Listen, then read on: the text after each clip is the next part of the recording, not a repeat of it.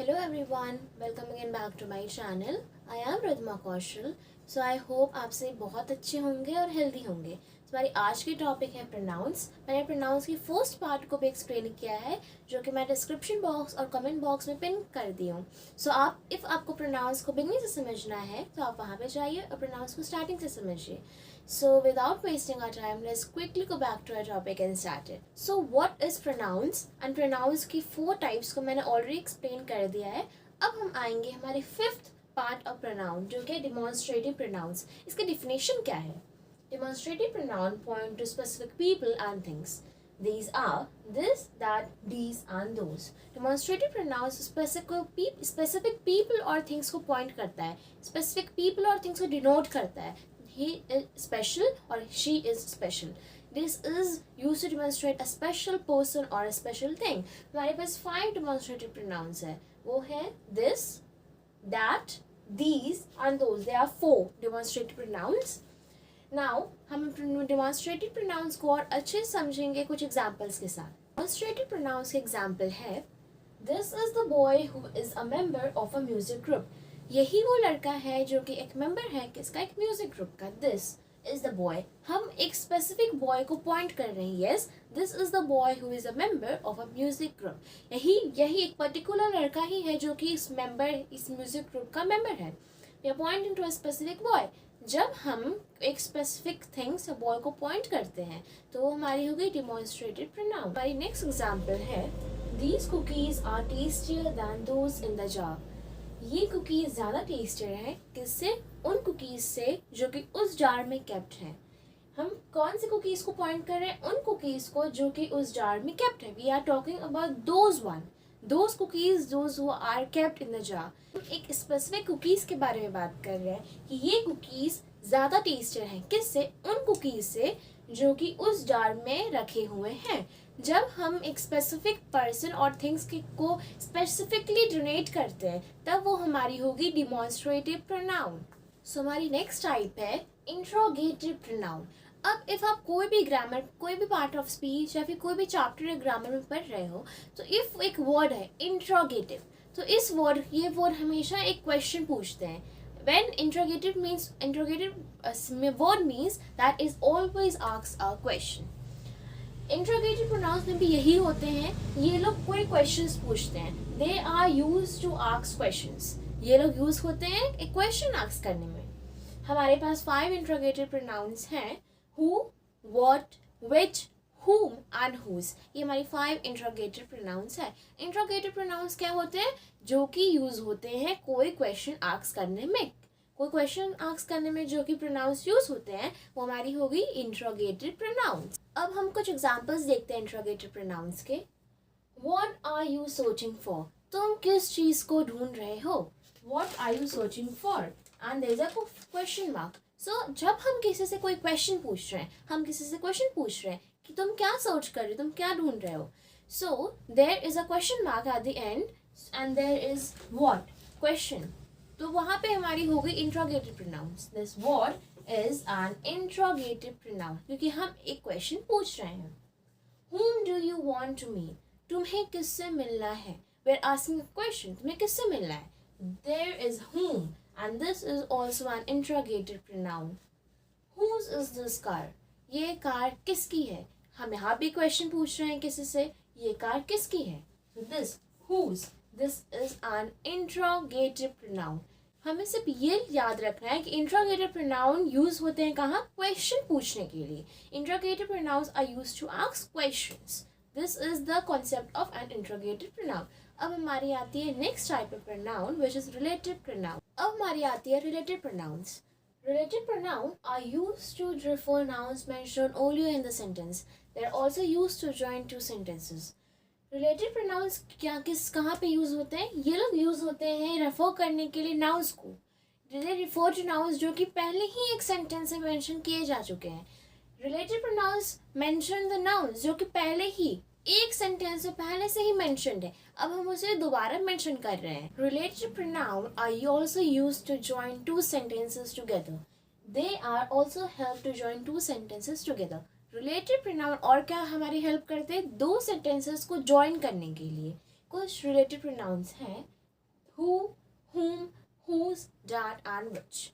So हम related pronouns को और अच्छे से समझेंगे कुछ examples के साथ. The passenger who sat next to the old lady helped her unbuckle the seat belt. वो पैसेंजर जो कि उस ओल्ड लेडी के बगल में बैठा, वो उसके सीट बेल्ट को खोलने में मदद किया. He helped to unbuckle the old lady's seat belt. अब हम उस पैसेंजर की पहले ही बात कर चुके हैं. We have talked about that passenger already in the sentence. अब हम फिर से उसकी बात कर रहे हैं कि ये अब उसने क्या किया, उस ओल्ड लेडी के सीट बेल्ट को अनबकल करने में मदद की. यहाँ पे who is the related pronoun. हमने पैसेंजर के बारे में पहले ही मेंशन कर दिया कि the passenger जो उस ओल्ड लेडी के बगल में बैठा. This is the first one.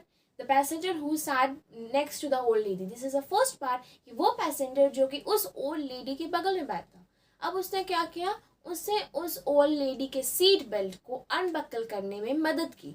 अब हम उसे फिर से एक ही उसी सेंटेंस में मेंशन कर रहे हैं कि उसने अब क्या किया, उस ओल्ड लेडी के सीट बेल्ट को अनबकल करने में मदद किया. अब हमारी आती है next example of related pronoun. The snake who bit the boy has been caught.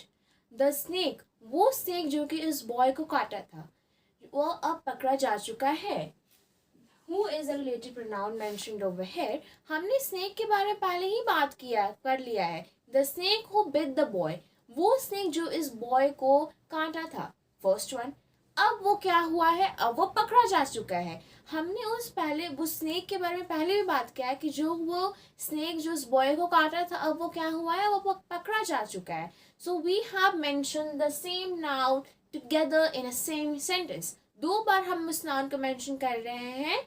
The snake who bit the boy, वो स्नेक जो कि उस बॉय को काटा था, अब वो पकड़ा जा चुका है. हम फिर से उस नाउन के बारे में दोबारा बात कर रहे हैं. सो ये वर्क थी हमारी रिलेटेड प्रोनाउन की. They are used to mention the nouns, refer the nouns mentioned earlier in the sentence.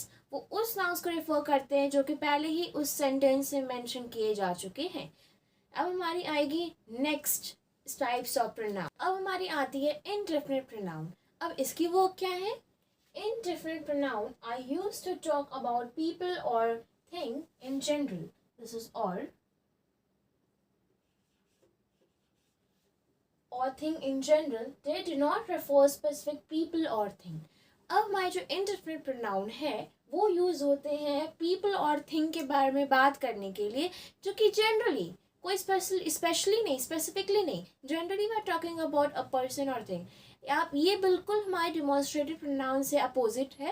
Demonstrative pronoun हमारी स्पेसिफिक पीपल और थिंग्स के बारे में बात करने के लिए यूज़ किए जाते थे, लेकिन इनडेफिनिट प्रोनाउन बिल्कुल अपोजिट है. ये जनरली कोई भी पीपल और थिंग्स के बारे में रेफर करते हैं, स्पेसिफिकली कोई कुछ भी ये रेफर नहीं करते हैं. इनडेफिनिट प्रोनाउन को और अच्छे से समझने के लिए हम इस कुछ एग्जाम्पल्स लेते हैं.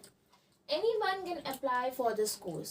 कोई भी इस कोर्स के लिए अप्लाई कर सकते हैं. अब हम कोई स्पेसिफिक पीपल और थिंग को नहीं बोल रहे हैं कि यही है जो कि इस कोर्स को अप्लाई कर सकते हैं. हम बोल रहे हैं कोई भी. Anyone can apply for this course. Anything can happen.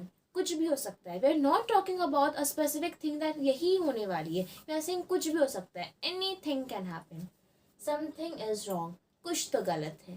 We are saying something is wrong. We are not saying a particular thing that this is wrong. We are saying कुछ गलत है. तो ये हमारी हो गई indefinite pronoun. ये बिल्कुल अपोजिट है हमारी demonstrative pronoun की. Indefinite pronoun are used to talk about people or thing in general, and demonstrative pronoun are used to talk about people or thing specifically in a specific manner. These indefinite pronoun and demonstrative pronoun are totally different, are totally opposite from each other. अब हमारी आती है last pronoun की type, जो कि है distributive pronoun. Distributed pronoun are used to talk about people or thing as individual manner of a pair or of a group. Distributed pronoun use करते हैं कोई people और things के बारे में बात करते हैं. They talk about people or things individually. बिल्कुल individual single वे में वो बात करते हैं individual manner pair के साथ. They're individual but they're talking about pair group के साथ or of a group. मतलब एक पेयर में they are talking about the people or thing individually. लेकिन एक पेयर में हम distributed pronoun को अच्छे से एक एग्जाम्पल के साथ समझेंगे. Each of these pastries has a unique flavour, इसमें से हर एक pastry has a unique flavour, के पास एक यूनिक फ्लेवर है। Each of this pastries have a unique flavour. हम इंडिविजुअली हर एक पेस्ट्री हर एक पेस्ट्री के बारे में बात कर रहे हैं, लेकिन हर एक पेयर में हम लोग बात कर रहे हैं, ग्रुप में, ईच ऑफ दिस पेस्ट्री। तो डिस्ट्रीब्यूटेड प्रोनाउन वो होते हैं जो कि इंडिविजुअल मैनर में पीपल और थिंग को डिनोट करते हैं, लेकिन पेयर या फिर ग्रुप के साथ। सो ये हमारी हो गई distributed pronoun. So friends, I hope आपको प्रोनाउन की पूरी कॉन्सेप्ट अच्छे से समझ आ गई होगी। सो लास्ट जाते जाते आप इफ़ मेरे चैनल पर नए हो तो जल्दी से सब्सक्राइब, लाइक एंड शेयर कर दीजिए। हम फिर से एक न्यू इंटरेस्टिंग टॉपिक के साथ मिलेंगे। तब तक keep learning, be healthy and bye bye.